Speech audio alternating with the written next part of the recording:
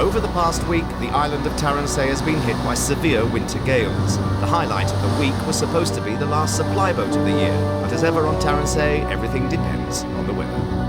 Well, last night a storm hit us, so we've got gale force 6 and above. It means that the boat can't come in today. It was due yesterday, it's not going to come today. Who knows if it'll come tomorrow.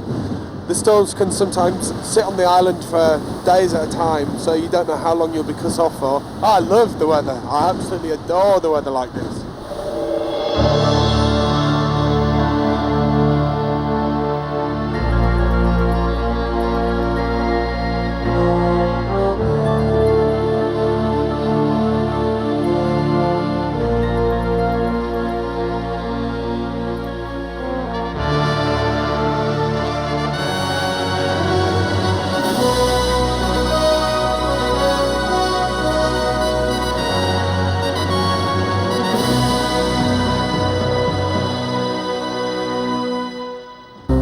It's not only the supply boat that's been eagerly anticipated for the last 7 days. After 3 weeks of preparation, it was Judgment Day for the home brewers of Taransay. I'm not sure what this fly is here. And the Castaways answer more of your questions. This week, looking good and staying clean. Can you get your weights as votuses? Oh, you can now, with a touch of tansy.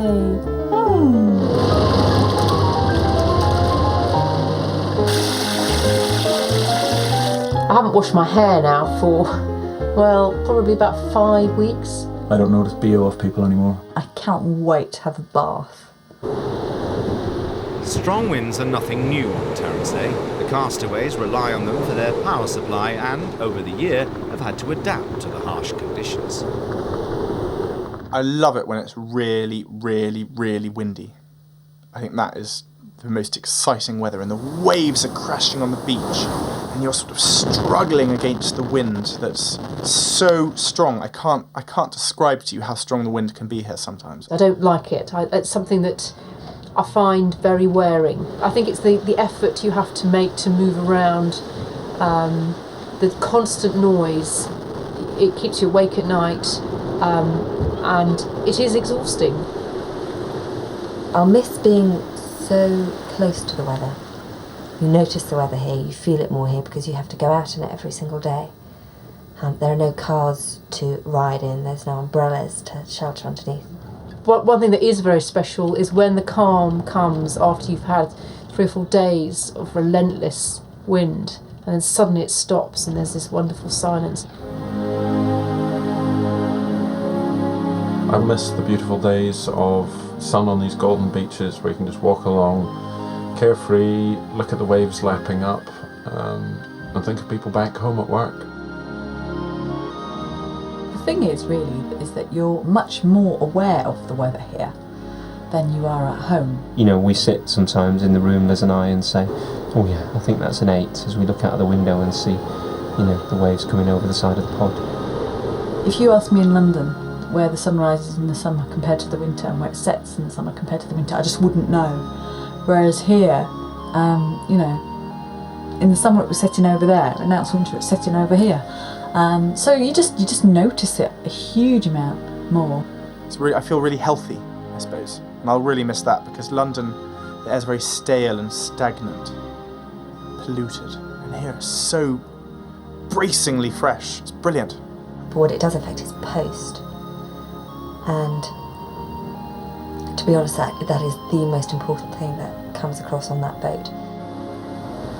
Living with the high winds and driving rain is one thing, but it's quite another when it stops the all-important mailboat from reaching the island. It's a real big issue for a lot of people because you're always waiting on notes from family, friends, important stuff. There's so much that can be in that post, and it's just our lifeline. The annoying thing is that tomorrow's Saturday, and if it's still rough tomorrow, then it won't come on Sunday because nothing happens on Sunday up here, so we have to wait till Monday. It's the link with home that's important. I feel that because we are so far out of the way here, we will have been out of our loved ones' lives for a whole year. So to be able to keep abreast of the news, that you've got something to refer to that keeps you involved with your various relationships is very important. How important is the mail drop? Very important. There's nobody who doesn't look forward to the mail boat, basically. It is vital to me. I would find it desperately difficult being in a situation where we had mail less frequently than once every 2 weeks. We all just sit around for days just going, the post is arriving in just 9 days. And then the post is arriving in just 8 days. I can't wait for it. A brief break in the weather a week ago raised the Castaways' hopes of finally getting their mail. Hoping that it is going to make it today, because there are rumours that it may not. And it's so important, it's got to. It's your only link with home, and it's your only way of remembering that you've come here from somewhere else. Things that you've written away about and wanting to know the answer to because you've no way of knowing it here. Something that might have appeared in the news and you just don't get to hear about it until it's about 3 or 4 weeks old. So yeah, mail's really important here. So it comes at lunchtime, we'll save the letters to the late afternoon or evening and savour them and read them out loud to each other. It's right across the beach. It looks calm now. It looks really calm, but there's no boat. It's late. What time is it? Nearly 2:20. So it's 20 minutes late, which isn't much really, but it feels a lot. Not much for up here. But there's absolutely no sign, which is worrying, because the weather changes here every 15 minutes. And in 15 minutes' time, it might be too late. It might have blown up again. We may not get any. When Maggie came out with the usual friend of the family line, Kate snorted contemptuously. Julie in particular has an added interest in getting this week's mail. She's too good for us, Last I can month, tell you. she sent her Hardly first said a word novel, to me in the written playground on the other day. Tarrant Cut me to a dead. publisher, And and looked she's down nervously her waiting for a reply. perfect, pert little nose at me, as if I was something the cat dragged in. Cats, Lucy, cats. I decided, after lots of people had said to me, gosh, your letters are really good, you ought to write a book. I thought, well, you've got the time here, why not give it a go? And so a love story for me was the obvious thing to write about. I'm expecting to hear fairly soon about the outline. I sent my letter off with my synopsis about a month ago. I explained that I was here on the island and that we had a delivery boat every fortnight. But it does mean that as I wait for the boat to come in, my stomach is clenched and I have butterflies. I'm absolutely terrified. Is it? Yes. It's coming. Yeah. Yeah, we know. The mail must get through. Right, fella. That way.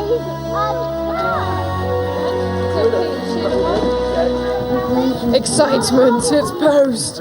Yeah, everyone goes mad and you kind of watch every letter going out and which pile's getting bigger and who's that from. And you recognise handwriting as well, so you know who it's from. How many letters have you received this year? Over 200. I'm not one of those people that receives hundreds of letters each mailbag. Now, Mike never seems to stop writing letters. I've received in excess of 700 letters this year, and I've answered every single one of them. Far fewer letters than Mike Ladd. There have been some post deliveries where Inca has genuinely received more letters than I have. How many letters have you received this year, Trevor? 7.5. Inca, Miss Inca Fogel, Ben and Inca Fogel. How many letters have you written this year? 2,337. So these are all from strangers. This is a very fetching hat that might go into the swap shop. We've had lots of things from schools. We've had books made by schools. We've had all sorts of things. It's been a bit overwhelming actually because we can't really reply to them all because the kids sort of run out of steam a bit. And we say, right, we've got to write back to another school. I mean, in each post now, I probably get more letters from strangers than I do from friends or family. Some have been from anonymous people. I've had one piece of hate mail, which is, compared to what some people have had, is rather minimal. That says Ben Fogel, Tarrant, Outer Hebrides. That's it. Some that just say Ben, Castaway, Isle of Tarrant. I mean, that is a pretty teeny-weeny address, isn't it, for it to get to? Yes! Fantastic! Oh, my sister-in-law's pregnant again. Oh, wow! Mum sent me a picture, which is called Waiting for a Letter from Ben. One of the things that I find particularly pleasant is when you get a letter from an unexpected source. And one particularly beautiful letter came when I needed it, when I felt subject to a lot of criticism after some programmes. And it was just the most perfect letter. It was the most warming, encouraging and supportive letter. Some people have said they're going to throw all their letters away. I don't think I could. I'd be too sentimental about their letters. Amongst this week's postbag is a letter for Des following last week's unexpected and dramatic slaughter of a marauding deer. It's from the Deer Commission for Scotland, and basically what they're saying is the Deer Commission for Scotland have advised us that no deer can be taken or killed at night without an authorisation from the Commission. I think it's important though that people are aware of that, because that deer was killed in very, very exceptional circumstances. They were inside the pen, they had been ravaging our crops, and since that night we've had a lot less problem with the deer, because I think they've got the idea that they don't come down just eating the crops, and they've been a lot more wary. They were getting far too familiar. 6 weeks ago, Oliver Stevenson replied to a message in a bottle he found washed up on Tarrensay. It was sent in 1991 by an 11-year-old boy living in Canada. This week, the correspondence continues. Dear Oliver, I'm sorry it has taken me so long to respond to your letter. I had written it so long ago I had almost forgotten about it. I am 20 years old now. I would like it very much if you could write and tell me about your stay there. Blah, blah, blah. Isn't that great? Wow. Across the ages. The post brings good news for Oliver, but Julie is still waiting for news from the publishers. It's not here. It isn't here again today. Which is really... which was a shame. At least I haven't got it, and the answer's not no. You know, if I had it and it was no, that would be the end of it, but I haven't got it yet, so there's still potential. A number 4, please, sir. While the castaways must rely on the supply boat to bring their post, they sort out their own haircuts. A wide range of locations and techniques have been used, with mixed results. Stick that bit there. Yeah, put it all on the front. Who's had the best and worst haircut?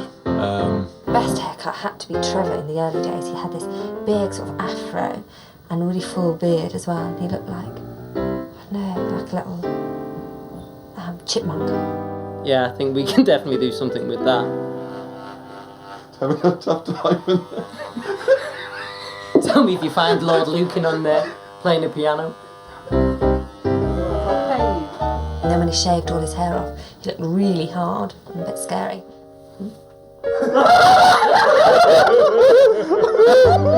Oh my goodness me, Trevor. The worst haircut? Hard to say. I reckon Tash got the worst haircut. Look at her, and I've got the nicest. No comment. Only that we've been incredibly lucky to have Gwyneth here as our hairdresser.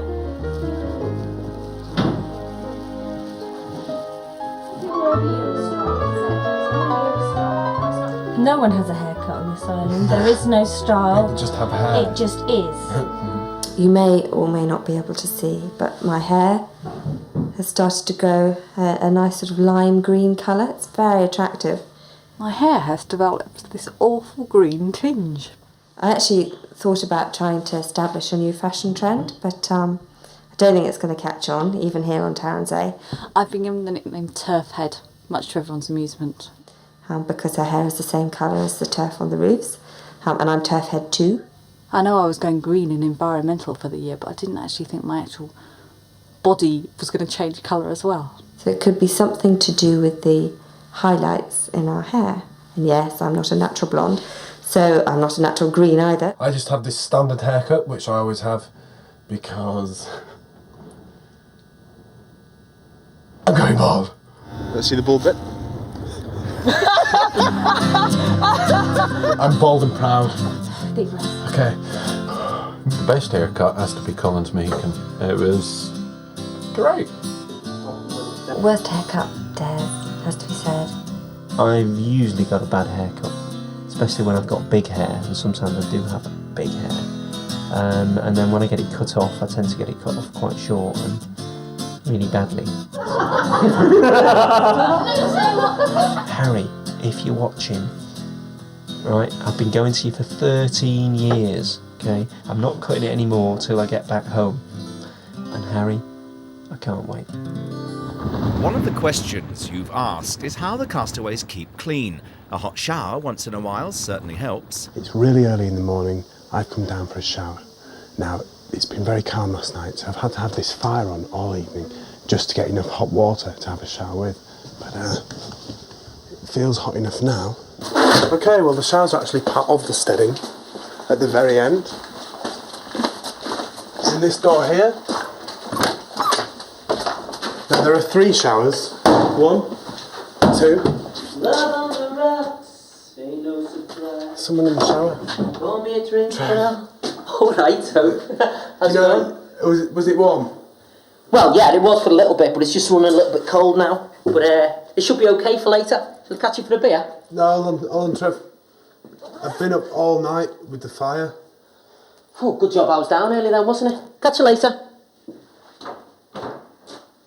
I hate that man. Cold shower again? I don't like the showers here, especially in the winter, because you get out of the shower and you're all hot and steaming from the shower. You step out of it and you step onto freezing cold, wet, muddy concrete.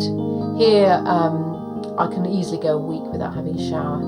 I haven't washed my hair now for, well, probably about 5 weeks. I don't think there's anyone here that, washes daily in the same way that they would at home. Well, I think you can probably tell by looking at the screen that I don't really care too much about my own personal appearance. It's not important here. People, because we're all the same. Everyone looks the same, everyone smells the same probably here. No one cares. The kids look dirty most of the time, they don't care. And I've stopped caring. And it's quite liberating, really. I don't notice BO of people anymore. I haven't noticed it practically from the 2nd or 3rd week. And there was this horrible stink of fish, and it was coming from me. Everybody was looking at me, and I had to keep on apologising for smelling like Billingsgate Fish Market. I can't wait to have a bath. That's probably the thing I'm looking forward to more than anything when I get off here is my first bath. I'm going to go to the Savoy, where they've got the most fantastic bathrooms, and I'm going to book in there and really enjoy it. I mean, I've actually realised that you don't need to wash as often as most of us do. I mean, I was always in the bath. I suppose I'm not nearly as hygiene and image conscious here as I would be back at home. My standards have really slipped here. It might not have changed my attitude to it, it's just given me the opportunity to let myself go a bit.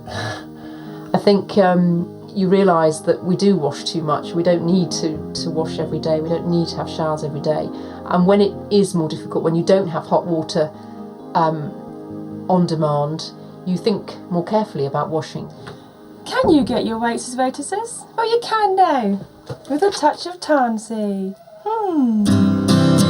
Doing the laundry is a sore point on Taransay. Earlier in the year, they used an ancient cold-water twin tub, but since that broke down, they've resorted to washing their clothes by hand. Clothes do definitely more than a day, more than 2 days, more than 3 days in some cases. Yesterday was the last time I took off one particular pair of trousers after nearly 2 weeks of wearing them. 2 weeks of wearing one pair of trousers. They were in a terrible state. I've probably worn this sweater 200 days of the year out of the 300 and odd that we've been here. And it's probably been washed about half a dozen times. When you're here and you're just wallowing in mud, left, right and centre, as soon as you get clean, you get dirty again. So then you think, well, what's the point of changing again, and all that sort of thing. And if I walk down the street in London like this, people would definitely turn, because I've, just covered in mud and stuff. It's not the dumb thing. I can't wait to get back and stick my washing into a front-loading automatic. It will be utter bliss. There are 4 toilets on the island, 2 men's and 2 women's. This is the first of the men's, in which you'll find a urinal. Now it's special because it has no flush. which means it's environmentally friendly because it uses less water. As does the infamous poo chamber, to which we add sawdust, soil, eggshells and worms. Okay, this is the original ment. It's now sealed because it got full. 6 months' time you'll be able to handle that. And then you have women's number 1 and women's number 2. Trev, what on earth are you doing? Just one flush. Trev, that isn't a flush. This is a super duper pooper scooper. Ah, down each poo chamber toilet, there is, in each one, there is 6 months' worth of human excrement. This is what's used to knock over the peaks of poo in the chamber, mate. Oh, how does that So work? it works like this. Look. Ooh. Ooh. Where at first I thought, oh my gosh, a whole chamber just full of poo. You sort of just, you don't really think about it now. I think it's great that we've used compost toilets all this year. I think that it's far too easy to forget how much water is used every time that you do flush the toilet. Well, I won't miss them, but they don't bother me at all. They did a bit in the summer when they were crawling with flies. I looked down once while I was having a poo, and there was a fly sitting on me lad. I think they're fantastic. In fact, I'm going to take one home with me. They've done us proud, actually. They've got us through the year. We've only got a few weeks to go now, and the compost toilets are still going strong, and I don't mean the smell.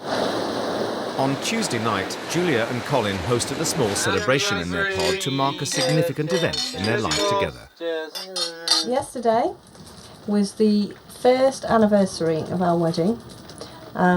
It just all coincided, basically. We decided to get married before we actually got involved in the Castaway project. Colin and Julia, you have both made the declarations and vows required by law in the presence of these witnesses. You are now husband and wife together. I spent the first year of wedded bliss on this island. It's been a very long honeymoon and a very enjoyable one, I think. And it's had its moments, I have to say. It's had its ups and downs. But I wouldn't have swapped this first year for anything. No. Not even a cruise around the world. Not even a rocket to the moon. Steady on.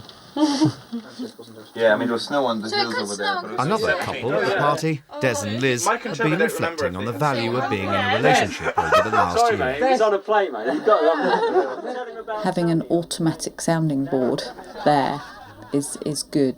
You've got someone that, if you're having a difficult time, you've got someone that you can always talk to about it. And I think if you came here as a single person, you would have had to build those relationships. They wouldn't have been there automatically. Yeah, it's been great for us being together, and I'd hate to have been here on my own, having to sort of, struggle through without anyone to let off steam to. And I'm sure there's been some of that through the year. Much more in the earlier part of the year than the latter, of course. But that was understandable anyway. Over the last 3 weeks, the Castaways have been hard at work preparing their home brew for an eagerly anticipated competition. This one is a surprise entry that is going to fox all the judges. On Wednesday night, the judges gathered. 3 wise men were joined by Sandy and Monica as the contenders for the title of Taransay Master Brewer gathered in the stead. Question mark about that. So I'm going to take them in one by one, so they have a chance to taste them, put them aside. And secrecy is all. Good evening, ladies and gentlemen. The judging is about to start, and may I reassure you that this is a perfectly honest and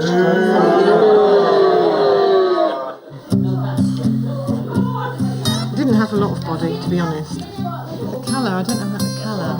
It's slightly on the sort of cloudy side. It is, true. But perhaps that strengthens its oak.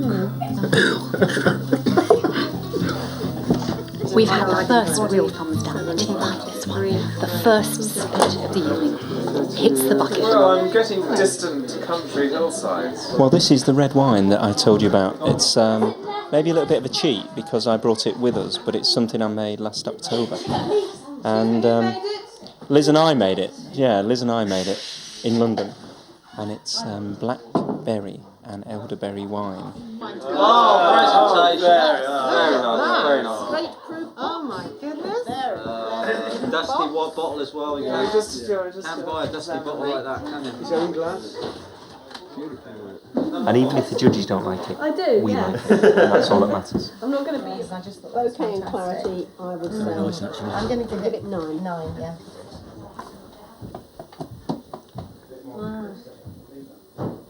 That'll do me. Yeah. So that's not a beer. Tennessee mud pie. Trisha's seaweed wine was something of a surprise package.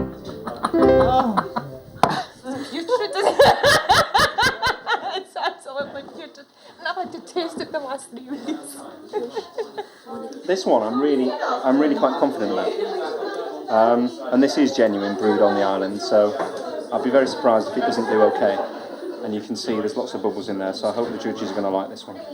A bit OTT actually. I don't know. It's a bit Del Boy and Rodney, isn't it? That I mean, Initiative. that's Peckham, isn't it? You know, we're on Tarrante. That's Peckham.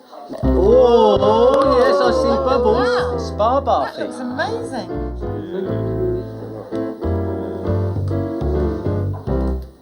Well, it's taking far too long. We just, we want to have a drink of our stuff. There's hardly a spectator. I kept that cider for 2 months, so, I want a drink of it, actually.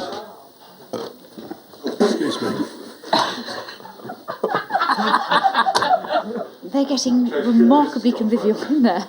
Could we have another bottle of number 4? 3 more bottles of that. Packet of crisps. This was just a ruse, wasn't it? To get drunk at everybody else's expense. No, we're the judges. We can do what we want. Exactly. Yeah. Oh, Yes. you, sir. You are doing. Yeah, I quite enjoyed that one actually. It's just like a heavy. Save a little bit for the 5th judge, okay? As a lager, I find that very disappointing. I'm not sure what this fly is here. I don't know where that comes with it. But Extra protein. I don't want to drink it. Don't forget, we have 2 ladies down here who wish to The taste. beer's man's business. Beer is everybody's business when it comes to a tasting panel. It gets nicer as it goes as well. At the end of a long night, the judges had settled on 5 finalists. But who was the winner? The best drink of the night.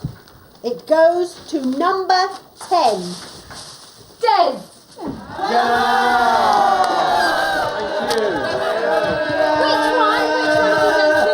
You have won breakfast in bed, to include Full body massage. an egg.